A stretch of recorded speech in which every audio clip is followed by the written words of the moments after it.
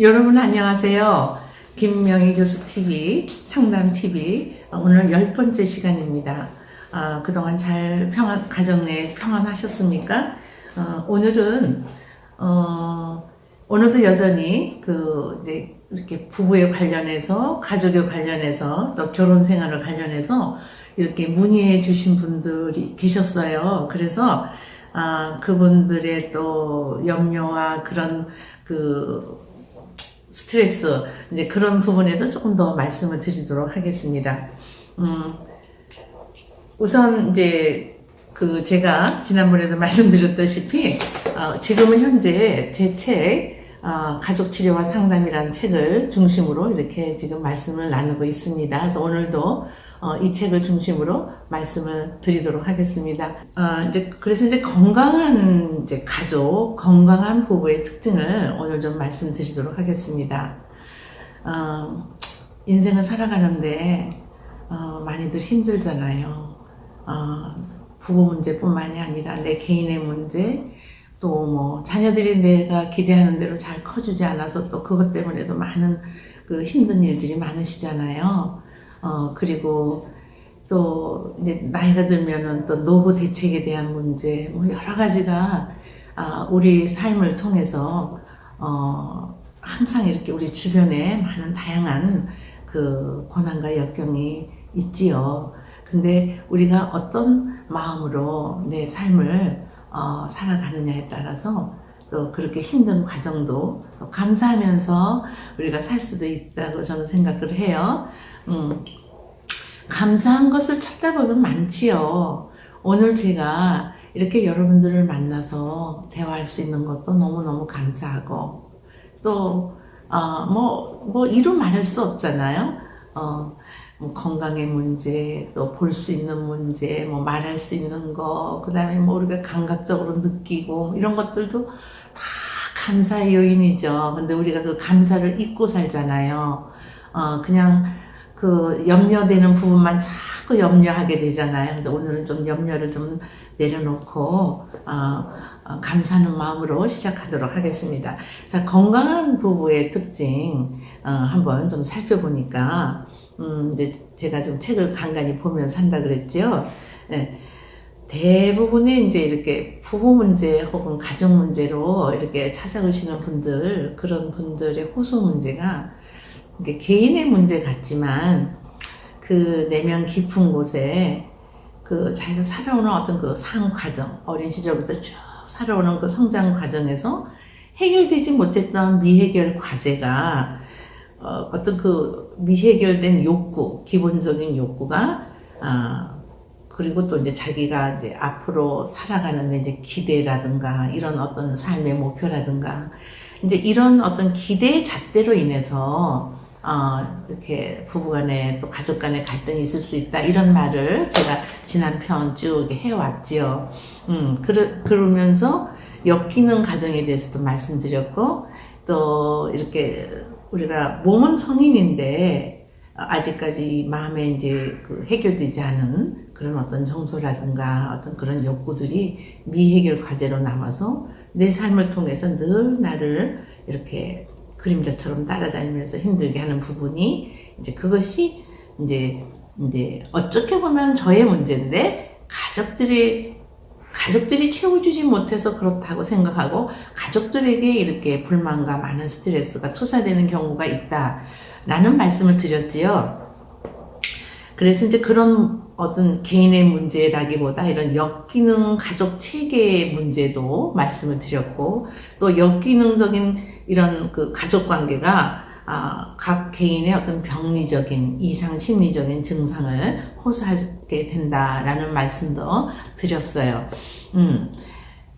가족 체계는 굉장히 중요한 거죠.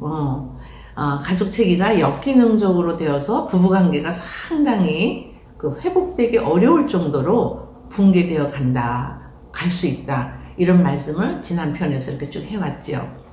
그럼 이제 부부관계에 있어서 어떤 심리적인 요인을 한번 오늘 조금 훑어볼까요?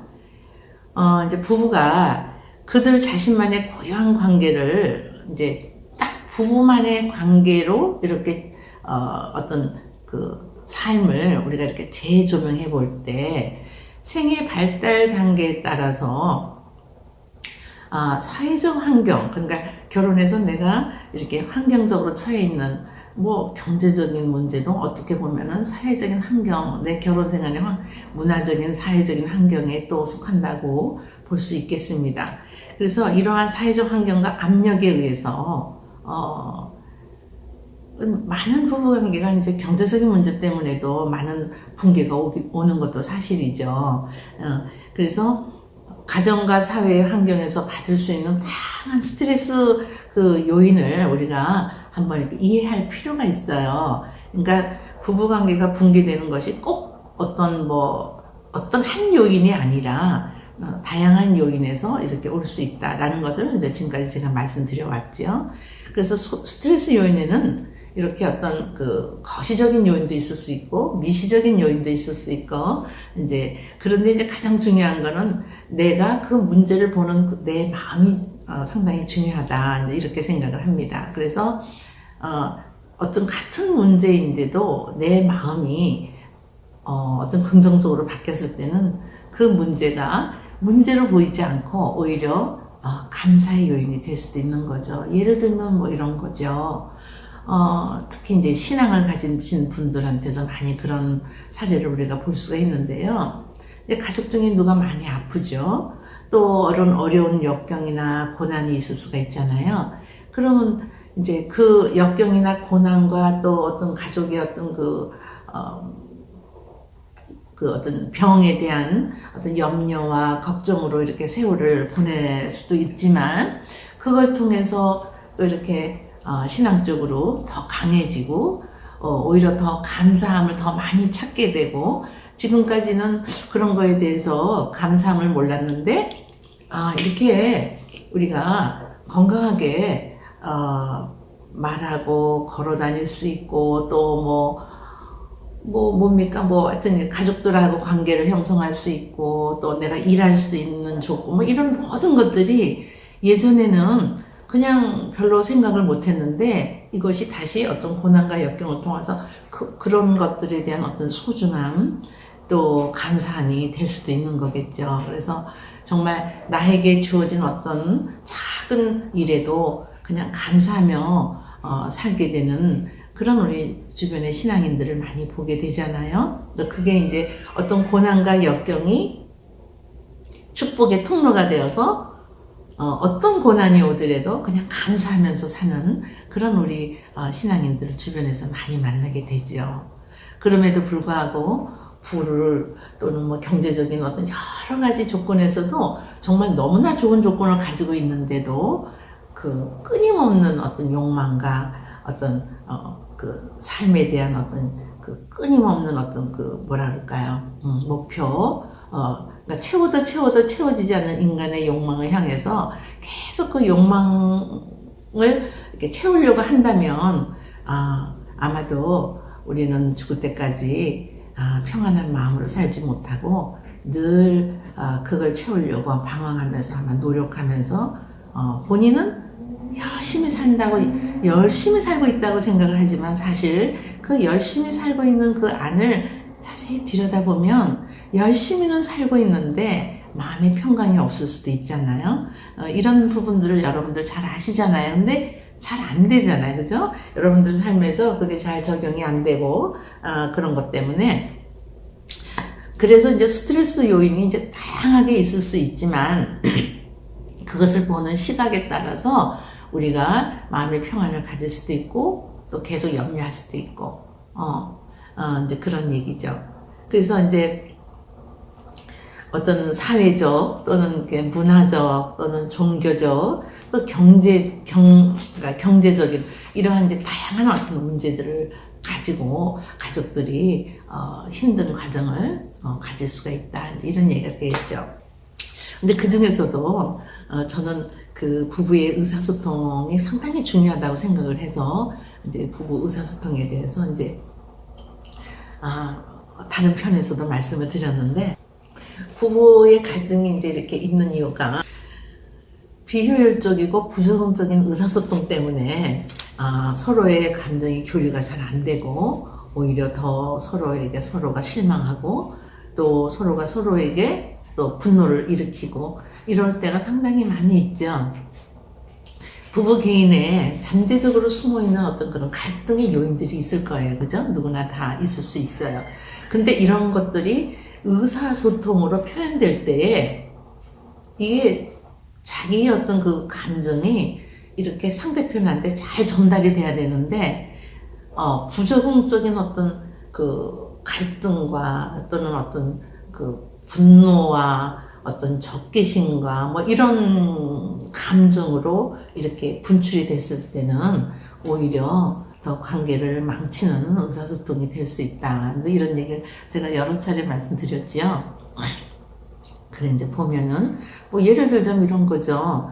남편이 이제 이렇게 막 그 소통을 아내하고 할 때 이렇게 뭐 호통을 친다거나 그래서 이제 그것 때문에 아내가 이제 지적을 했어요. 당신은 왜 이렇게 말을 할 때 늘 이렇게 소리 지르고 이렇게 나의 감정은 배려하지 않고 항상 자기 중심적으로만 그렇게 하느냐. 뭐 또 아내가 그렇게 할 수도 있는 것이고 이제 그렇게 됐을 때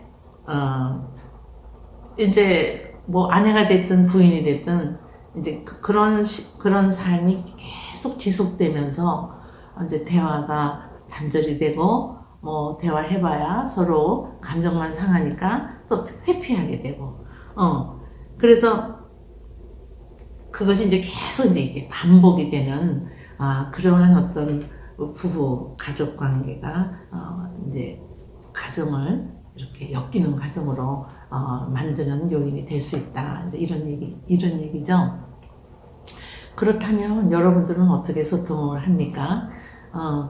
누가 이렇게 대화를 좀 잘하기 위해서 시간을 정해놓고 대화를 해봤는데 역시 너무 많이 힘들었어요. 한 2, 3분 하다가 또 싸우게 되더라고요. 이런 말씀을 하시더라고요. 그래서 오늘은 좀 더 이렇게 대화를 잘할 수 있게끔 제가 좀 여러분들을 좀 도와드렸으면 합니다. 지난번에도 한번 제가 의사소통에 관련해서 나 전달법과 그 다음에 나의 감정을 상대편한테 이렇게 잘 표현하는 것을 조금 언급을 하긴 했는데 아주 구체적으로 하지는 못했죠. 그래서 오늘은 이제 그 부분을 딱 집어서 하도록 하겠습니다. 우선 대화를 할 때는 처음 시작하시는 분들은 이렇게 메모를 할 필요도 있어요. 내가 오늘 아내나 남편하고 대화할 때 이런 부분을 좀 지적해서 우리의 관계를 좀 이렇게 좀 회복시키고 성장시키면 좋겠다. 그래서 이거는 그냥 넘어가기가 어렵고 좀 짚어서 얘기를 해야겠다 하는 것들은 이제 간략하게 메모를 해서 그거를 이제 이런 식으로 표현하라고 그랬잖아요. 예를 들어서 맨날 늦게 오는 남편 때문에 너무너무 속상하고 이제 또 이제 결혼 초인데 이제 아이 신생아가 있어가지고 아이 혼자 키우기도 힘들고 또 이렇게 결혼 생활에서 많은 어려움이 있는데 남편은 직장에서 일 때문에 늘 늦게 들어오고 이제 이럴 수 있지 않습니까? 이제 그럴 때 이제 아내가 불평이 있을 수가 있겠죠. 와서 아이 양육도 좀 함께 해주고 가사도 좀 함께 좀 전달해주면 좋겠는데 근데 이제 그런 말을 하지 않고 그냥 이렇게 화부터 내고 뭐 당신은 왜 이렇게 맨날 혼자 이렇게 늦게 들어오고 나는 맨날 집에서 일만 해야 되고 애 키워야 돼 이제 이렇게 할 수가 있잖아요. 근데 그거를 나는 이렇게 바꿔보는 거예요. 이제 남편이나 아내가 들어왔을 때 나는 당신이 이렇게 좀 일찍 들어와서 내가 이렇게 아이 양육하고 가사하는 일을 좀 당신이 도와준다면 내가 이 결혼 생활에서 많은 행복감을 느낄 수 있을 것 같아. 뭐 이렇게 그러니까 나의 감정을 이렇게 표현하는 거죠. 근데 말을 안 하면 몰라요. 말을 안 하면 그냥 알아주겠지 하는데 잘 모른다고요. 특히 남자들은. 그래서 당신이 이렇게 술을 먹고 늦은 시간에 들어오게 되면 나는 당신이 지금 혹시 무슨 사고가 났나? 아니면은 지금 무슨 일이 있나? 어떻게 문자도 없고 전화도 없고 무슨 일이지? 그래서 너무 많은 걱정을 하게 되고 잠도 잘 수가 없고 그래서 난 당신이 미리 좀 문자도 좀 보내주고 그렇게 해서 어떤 사유로 좀 늦게 오는지 이런 것도 좀 알려주면 내가 당신을 좀 덜 염려하게 될 텐데 뭐 이렇게 표현을 하라는 거죠. 또 그 외에 뭐가 있을 수 있을까요? 뭐 그 외에 뭐 고부간의 문제도 있을 수 있고 또 시댁과의 문제도 있을 수 있고 뭐 다양하잖아요. 또 자녀 양육하면서 우리가 겪는 어려움이 많잖아요. 이제 그런 것들을 이렇게 나 메시지로 나는 당신이 이러이러한 행동을 할 때 나는 감정이 이렇게 느껴져서 많이 힘들어. 당신이 좀 그런 부분을 조금 이해하고 배려해 준다면 우리 관계가 훨씬 지금보다 좋아질 것 같아. 뭐 이렇게 대화를 한다면 내가 원하는 메시지도 전달이 되고 그리고 또 싸울 일이 없이 소통은 원활하게 이루어질 수 있다. 뭐 이제 이런 얘기가 되는 거죠.